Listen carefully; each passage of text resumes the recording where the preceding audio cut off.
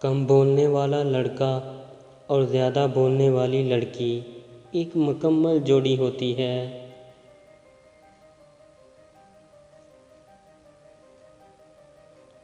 बानो कहती थीं, किसी को मोहब्बत में छोड़ना उसका कत्ल करने के बराबर है।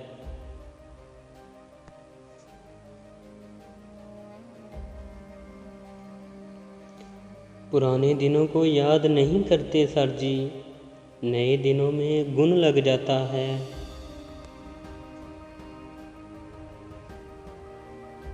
मिडिल क्लास लड़की को बदनामी का बड़ा डर होता है। ये इश्क नहीं करती, ये शोहर तलाश करती हैं।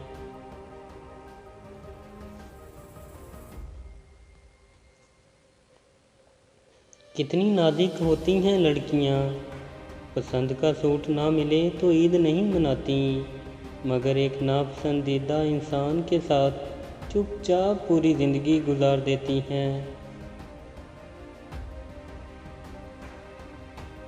जिसने निभाना होता है वो 1000 गलतियों पर भी माफ़ कर देता है, और जिसने नहीं निभानी होती वो एक गलती को ही बहाना बनाकर आपको छोड़ देता है।